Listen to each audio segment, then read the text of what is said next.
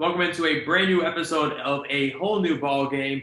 With us today, we are live in Georgetown, Texas, sitting with Jackson Ryan, Director of Research and Outreach for Mustard, as well as Vinny, all the way across the country now in another time zone. We are in another time zone right now, but of course, Yep. for Jackson Ryan. So great to be with you today, Jackson. Yeah, first off, thank you, Alex, and thank you, Vinny, for having me on the show. I greatly appreciate it. Yeah. I'm live from Norfolk, Virginia, so I'm out on the East Coast. Alex and Jackson are down in Texas. But Jackson, thank you for coming on. I know you've been on with Alex before. You were on the original Whole New Ball Game, and now you're on the newest era of a Whole New Ball Game. So how exciting for you? I believe you're officially the second appearance. So that's exciting, at least in recording order. Yeah, I know you're the first crossover. No, for sure. I'm excited to be able to do it and to make the connection through Gene Watson to meet Alex and to get to know Alex and have him come down to Round Rock's been a great blessing, and I'm happy to be able to be on a whole new ball game with emphasis on a whole new ball game. So I'm excited about it. I love it.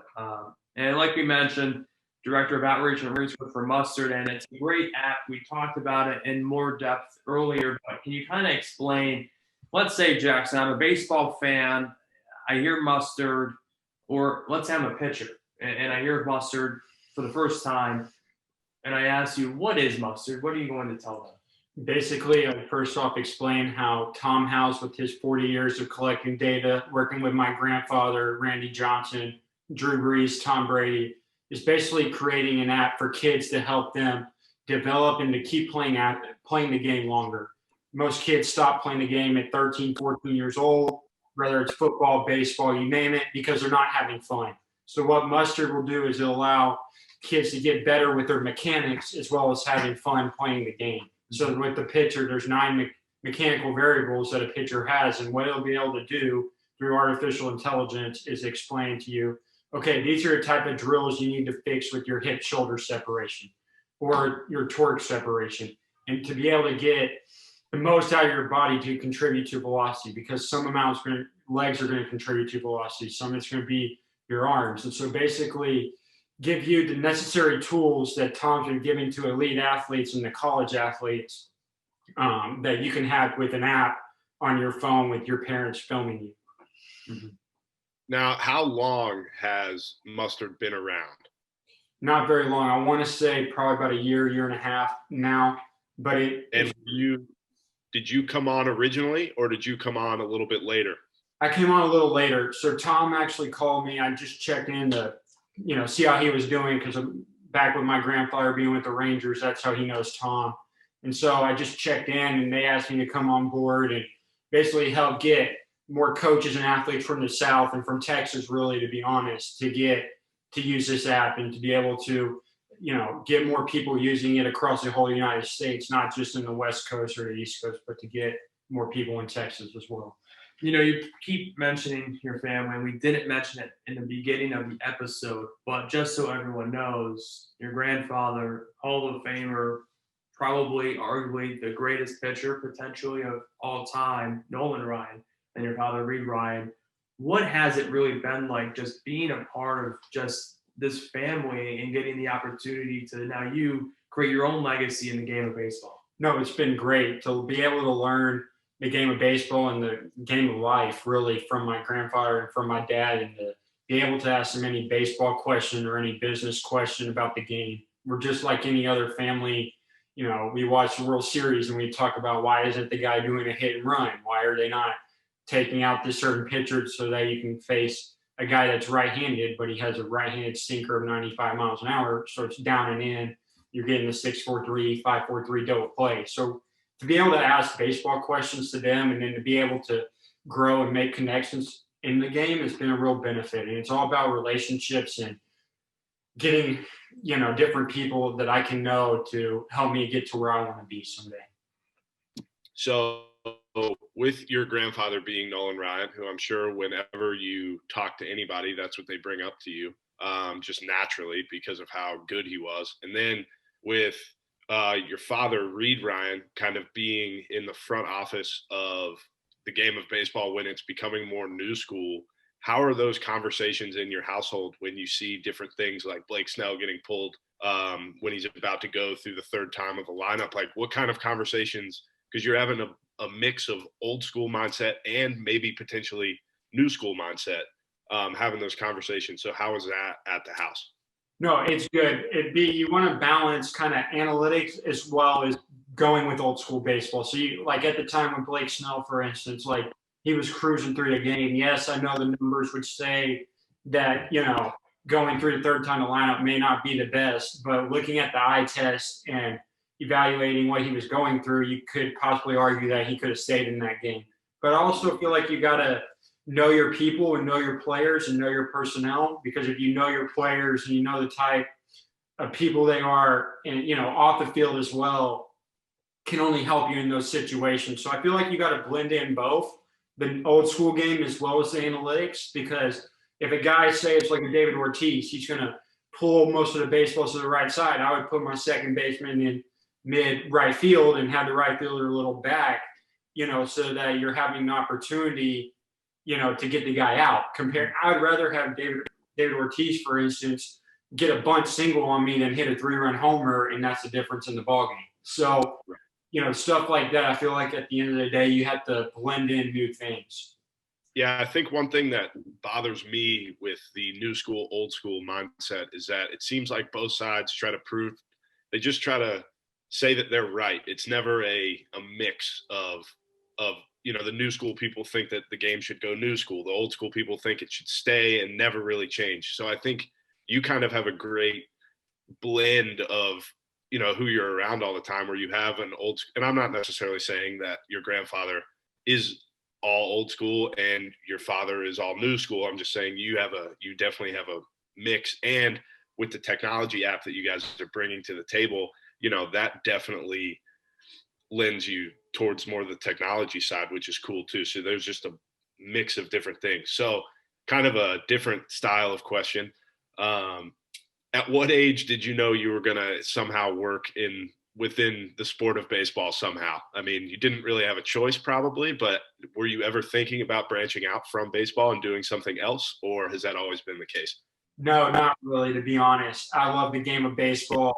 I mean, I was basically born a month before Dell Diamond came up, and we were Double-A with the Houston Astros at the time. And so I've grown up around the game. I love the game. I want the game to continue to grow. And so I don't have a certain age for you, Vinny, that I, started loving the game, but I've always been around it. Like my parents would tell me I would be 3 years old, 4 years old, looking through, watching a whole baseball game instead of going out to right field playing in the fun zone with other kids. So I've always been around the game, and I love it. And that's what I want to do. I want to grow the game of baseball, at the youth level, at the high school level, at the college level, to professional level, because our game starts at the youth level. And if you're not having fun playing the game, then that's not a good thing. And so I would love to get more kids, whether it's mustard with technology or old school or whatever, be able to come up and enjoy playing the game of baseball. And, our game starts at the youth, and I want to help grow that as much as I can. So like you said, Jackson, the game begins at the youth. Now, I told you guys yesterday, and I think I told you this too, Vinny, a while ago. I became a diehard baseball fan at the age of 13 years old, much later than I think any true baseball fan. Like what you said, probably before birth, you were a baseball fan. For me, I was 13. So you say the youth is the most important factor, but what really, in your opinion, is the pinnacle point that you want to drive home and focus on growing the game in? Is it the youth? Is it kind of the in-between of a little bit of both? What is it in your opinion? Kind of everything. When I talk about the youth, I mean going out, playing games, having fun, doing it when you're 5, 6 years old, just going out being a kid, right? And then when you get to high school level, starting more worried about, hey, I'm going to throw a curveball for a strike. Are you going to worry about hitting the ball the opposite way, up the middle opposite way, try to get yourself better. And then at the college level, it's really, how can I be the best player I can be to get an opportunity to play professional baseball? But really just having kids enjoy playing the game of baseball at a young age so they don't stop playing it and they go somewhere else to go play a different sport. And then eventually getting into the little aspects of the game, because one decision on the mental side of the game can help determine an outcome in any type of ball. Let's see. So you're a part of Ryan Sanders Baseball and Entertainment. Can you take us through that a little bit? Because it's not just about baseball. It's about bringing people together in different ways as well. So when we talk about the youth getting involved in baseball, you guys are involved with, one, getting them involved with baseball, and two, other things. So explain that to us a little bit. Yeah, so we've been very fortunate with my dad and my uncle doing a lot of the things when my dad was with the Astros. We have Nolan Ryan Beef is what we do. We have our bank, which is the bank that we do. And so we've been very fortunate, from the game of baseball and from the relationships that we've built with people across different platforms to have these different businesses that we're in. And so, we try to reach out to as many people as we can to build as many relationships as possible. And whether it's our turf company that we're helping put in new turf with my high school in Houston, Second Baptist, just doing different things so we can help others out, because at the end of the day, it's about helping others achieve what they want to achieve as well and building relationships. And you mentioned your high school, you're sporting your high school today. When you think back to your high school days, what comes first to your mind? Really I was coached by Lance Berkman, Andy Pettit, Rayner Noble. Very fortunate at Second Baptist. And really it'd be those tournaments we would go play on spring break, when we would go to Perfect Game in Georgia, we'd go to Florida, we'd go to Arizona, and we would be playing 5A, 6A public schools. And I actually got two quick stories for you. My first one, when I got called up from JV to varsity to go play when I was my junior year, I pitched out of the bullpen against this 5A, 6A public school in Georgia, and we were losing at the time. And he called me in, and I got the 3 up, 3 down, which was cool. And just to be able to face those kind of guys. And then my second story that I had a great time at Second Baptist is actually when we lost in the state semifinal. We lost to Emory Weiner, but to be able to play at Concordia Austin, which is a D3 school here in the Austin area, just to be so close and, have that experience was great. And, Lance Berkman and Andy Pettit and Rayner Noble, you can't get much better than that for coaches. So walk us through your pitching style a little bit. You throw with your left hand, correct? Mm-hmm. You also catch with your left hand. Yeah. So take us through how you learned how to do that, and, what your pitch repertoire is, how did you get people out? Talk us through it. Yeah. So first off, I had cerebral palsy at birth, so it affected my right side of my body. So I was a toe walker before we got surgery like this, and then I'm always tight with my hand. And so we had to find out a different way to pitch, because I wanted to pitch and try to do the best I could, because going under my arm was not going to work because I could not get full extension going through. So we met, there's behind Dell Diamonds where I started playing, it's called Old Settlers Field. And we had a guy on our team, his dad talked about the wristbands and the Velcro. So I would wear 2 wristbands around my arm. I'd have Velcro. My glove would be sticked on backwards, and I would rip it off as soon as I threw. And so I threw probably 60, 65 miles an hour. I was more of the slow curveball, get guys out in front, splitter, throw a fastball in the corners. If I got guys to throw their bat, or to get mad at themselves getting out of the box, then I knew I did my job. So I knew I was a relief pitcher, and I knew I'd come in after guys that were throwing 90, 88 to 90 in high school, whatever, college, you name it, at Mary Hardin Baylor, to come out and get a different type and to get guys out on their front foot. So really, it would be, I got a curveball, it'd be faced to 3, 4, 5 hole hitters sometimes, because, they're looking for fastball and they're out in front, and you get the double play. So I was more of a slow, then throw a fastball in the corners type of guy. I love it. You can't just say that you go 3 up, 3 down when you come out of the bullpen and then not explain how you did it. We're not going to let that humble brag go away. So, as you develop from a ball player into more of a businessman, what was one thing that you could take from baseball? Can you still hear me? Sorry, it cut out a little bit. Yeah.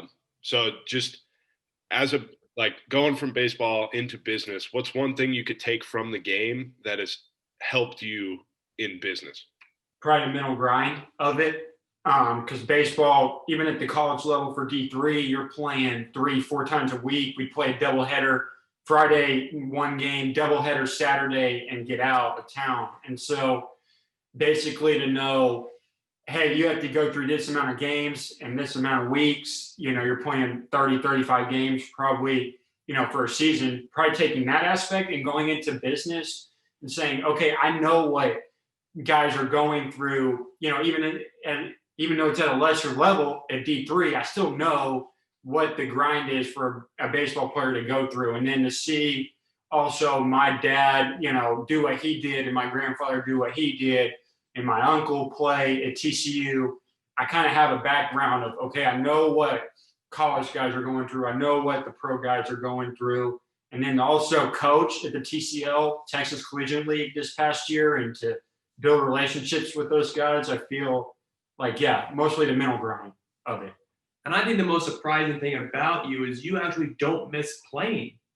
No. So I knew when my time was up, I got in. I wanted to play collegiate baseball. That's why I went to UMHB. I was fortunate enough to get to play at Division III level.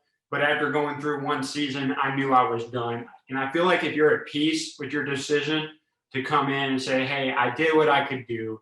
I did as much as I could in the game of baseball, playing it. There's other avenues I can go to and try to build my reputation this way, but still be connected to the game. That's what I wanted to do. So I was at peace with my decision, and I was happy to play collegiate baseball, and not very many people get to, even at the D3 level.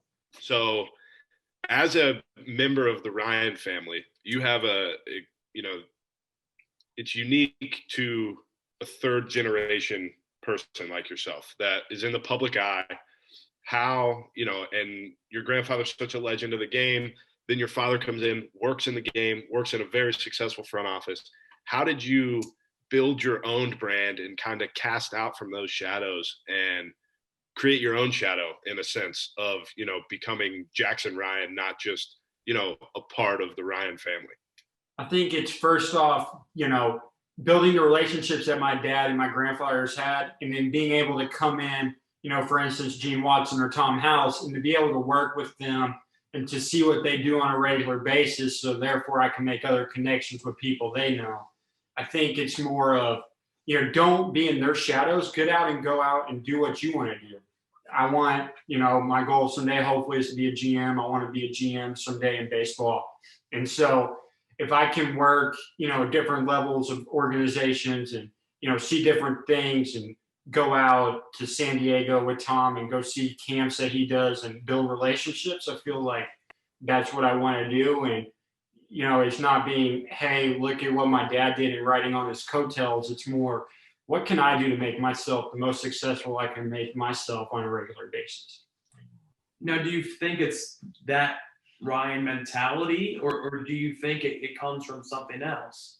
I don't know where my drive comes from, Alex, but I think I've always just had a goal in mind, and I've always wanted to try to reach the goal and be the best person I can be on a regular basis. And I enjoy what I do. And if you're not happy doing what you're doing, then why are you doing it? You're not going to do very many things successfully. So I feel like if you can find out what you love to do and you're happy doing it, then that's what's going to drive you to get up every day to be the best you can be. You work with the Round Rock Express as well. So talk us through that. What is your role with that organization? What do you do? Everything. Yeah, so I was there in 2019 as an intern. I've been around the Express forever with, my family owning the Express. So I got to see everything from our president to our GM to all different roles in the clubhouse, and basically get a feel for everything that we did in 2019 before this 2020 season didn't happen due to COVID. So I kind of come in and see what's going on, and I've been very fortunate to be around those. Our president's awesome, our GM's great. So to be around successful people's good. And I say I was more of like an overseer this past year. Like I don't have a specific job yet with the Express, but I was kind of more of interning to see everything that they were doing. So in that, when you're interning around, and obviously, you want to do more of the baseball operations side of the game, not necessarily the business side like what your dad does or and did. with in the past and still does today, and obviously the playing side. You want to do. Are you really the first person, by the way, that has decided to try to go on the baseball ops side in your family? Yeah, yes, I'd say yes. My dad was on the president of business operations for the Houston Astros, so he was on the business side of it. My grandfather, well, he was with the Rangers as like a president of baseball operations, I think, from 2008 to 2012 when they went to two World Series in 10 and 11 against the Giants and Cardinals. But I would say, like at a younger age, I'd say yes. That was the first one in my family to want to be on the baseball side of it compared to the business side that my dad was on. So what exactly did you do with the Express? Like, where did you figure out that this is what you have an interest in? Was it during your playing days, or did it kind of come after in a different experience? I think it started when I was coming over to see Gene. Just kind of, I did an internship with him this past spring during COVID and got to see everything that he's been doing. And that really sparked my interest to be on the baseball side of it, because minor league baseball is different than major league baseball in a way that, minor league baseball president, GM's not making the decisions on, hey, which player's going up, which player's coming down, that kind of stuff. He's making, and our guys do a great job with the Express at business decisions. And like, we've had the rodeo there, we've had bull riding, we've had different events come on. And so I think I'm more just, I love baseball and I love the game of baseball. And so I want to be on the baseball side of it compared to the business side. That's good stuff. I mean, it's cool that you're kind of trailblazing that. So we do a segment that we still haven't come up with a name yet, where Alex will ask 5 questions and I'll ask 5 questions. So Alex, if you want to get us started with your first question, I'll number them for you since you seem to forget how many you're We'll go back and forth. What we do, we used to do the Fast Five, but we kind of have our own Fast Five now. So I guess the first one for you, I'll go first. What would you say would be a goal that you want to achieve in the next month? Just continue to build what I've been doing already. So hopefully I can maybe go out to another camp with Tom and Cam Cameron, who does our quarterbacks out there. We had guys from Michigan, guys from the Padres, the Dodgers, Marlins, you name it. And so I would say my goal this next month is to keep doing what I've been doing, to continue to build mustard and to get as many onboarding people as possible. Do you prefer drinking water out of glass or plastic cups? I've never thought about it. Well, I kind of have a jug right now because I do alkaline water with what Tom's been teaching me about. So I would say more, I guess I could just say plastic. I have no idea, to be honest. Plastic. That's what I'm here for. I provide the questions that you'd never think that you'd be asked. This is why I brought Vinny on. Okay, this is why. I can't wait. That was just the first one of Fast Five. He's never asked that one before. That's a good one. I like that one a lot. The second one, what is your favorite country song? Favorite country song. Let's see. Probably right now, Cody Johnson. And I'll do, there's so many. I can't even think about it. Let me see. Hold up. Cody Johnson. And I will do Diamond in My Pocket. It's a great one. What color wood bat do you think is the best? I will go black. I just think if you break it, nothing's really going to happen with the wood bat. But I'm also more wood than I would rather see guys in college hit with wood bat, because they're going to get used to the professional level compared to the bat that they're using now. So I guess what would be one piece of memorabilia you don't own that you wish you had? One piece of memorabilia. And you can be selfish. No, yeah, I'd probably maybe something of my grandfather's, maybe 5,000 strikeout, something like that. We don't collect memorabilia a whole lot, and so yeah, I would probably say something with my grandfather, maybe 7 no-hitter, stuff like that. All right. Do you prefer? Let's see. I'm trying to figure out a way to ask this. when you're eating dinner, do you prefer conversation or television? Ooh. Well, I would say more probably conversation if it's, adults around, and if it's my age kind of guys, I would say more TV, because the conversations we have with, I say adults, but like people that are older than me, are about the game, get into deep conversations of, okay, what did you do today? Stuff like that, as well as, okay, this is what we're thinking about here with this trade or this free agent, stuff like that. Number 4, I think it's number 4. I lost count. Good math. Good math. See, look at that, Vinny. I'm trying here. Who is the most underrated player on the free agent market right now? We're recording this on December 4th at around 1 p.m. Who is the most underrated free agent out there on the market right now? Underrated free agent. I'd have to dig deep into that one. But let me see. Hold up. I'll go with the starter because I'm used to starting pitching, relief pitching. But I would say if he gets on the right team, Trevor Bauer could do really well. I know he's not like underrated, but he hasn't been signed yet. If he gets with the right coaching staff and the right people around him, he could be a number 2 on a really good team. I know he had a good year last year with Cincinnati, but it'll be interesting to see where he goes because he has an opportunity to make a ball club better. And if he can find a group of guys that, fit his needs really well, then I would say him. Well, and I agree. Yeah. I've always said, Vinny, and maybe you agree with this, Trevor Bauer is still underrated. I think he's still one of the most underrated pitchers in today's game of baseball. Well, he did just win a Cy Young, he just won a Cy Young, and Jackson said he'll be a good number 2 on a good team. I'll take that Cy Young winner any day of the week. You know what I'm saying? Give me a guy who's going to win the Cy Young, and I'll show you an ace.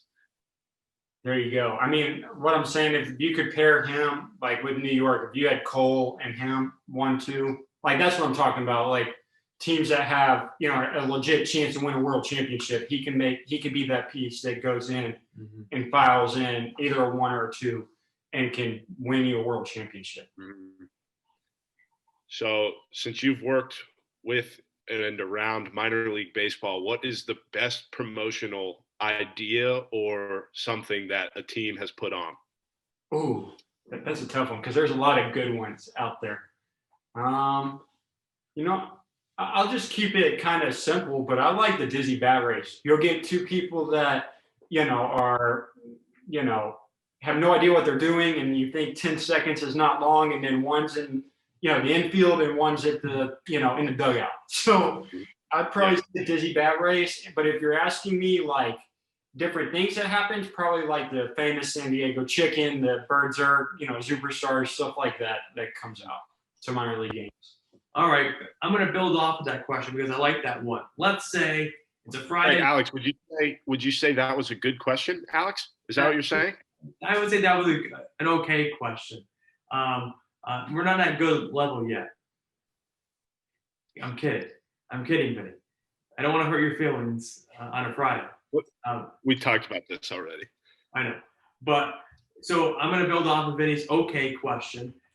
Let's say it's a Friday night, it's been a long week, and you're not 100% sold on going to a baseball game. Mm-hmm. You have Friday night off. You can either go enjoy it as a fan or not. But you look at the promotion that they're giving you when you get to the stadium. What is that promotion going to be to get you to go to that game? If you're going to talk about Friday, it's going to be Friday night fireworks, first off. And, what we'll do with the Express, we'll have like an 80s night or a 90s night or something like that. And the music will be based off of, whatever that Friday night fireworks deal is, or what Star Wars night or that kind of deal. And then second off, with promotion items, I'd say, we have home run dugout, which you go out and you hit a ball like Topgolf into the thing. You can do it at any ballpark, and it'll say how far you hit the ball. And really, you come for a minor league game, not just for the players, but you come for the experience. The experience is like none other.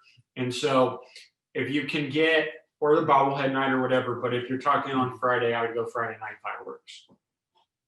So for my last question, oh, Alex, you got something? Well, I want to ask you, what would be yours?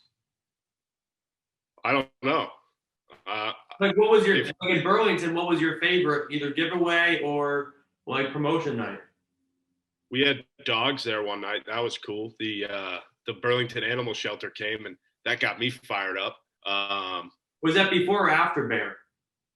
That was right before Bear, I believe. I think it was around the same time when we got him as they came to our game. So that was my favorite. We had fireworks. Everybody loved fireworks, and of course, everybody loves Thirsty Thursdays. That seems to be a favorite around minor league ballparks. But so, what was your favorite minor league ballpark that you've been to or heard about, seen, whatever it may be? Who do you think does the? It can't be. It can't be the Express. Okay, let me see. Ooh, let me see. Because last year we went, or in 19 we went to I went to Sacramento and saw that stadium. That was cool. But probably favorite minor league ballpark. I like Albuquerque's ballpark a lot. I'm trying to think about the PCL because we're associated with the PCL. Mhm. I want to try to get out to Wichita Stadium whenever I get a chance, but I'd say Albuquerque. I like that ballpark. It's nice. But again, So, go ahead. go ahead, Alex. Go ahead. All you.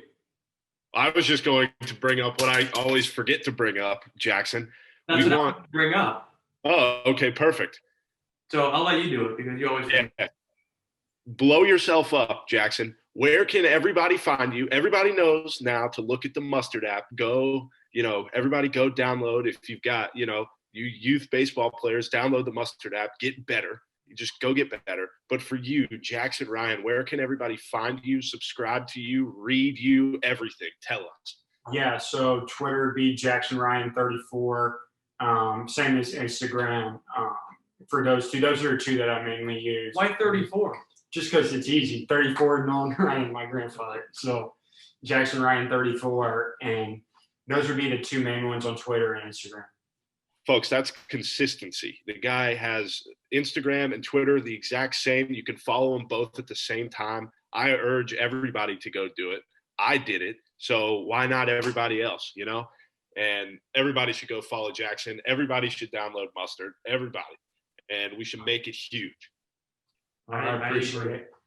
Thank you again, Jackson. And it's been nice to be down in Texas. I tried the accent, but Yeah. I'm not there yet. No, I appreciate it. And thank you, Vinny, so much for having me on the show. Yeah, Jack. Bye. Yeah, thank you for coming on. This was a pleasure.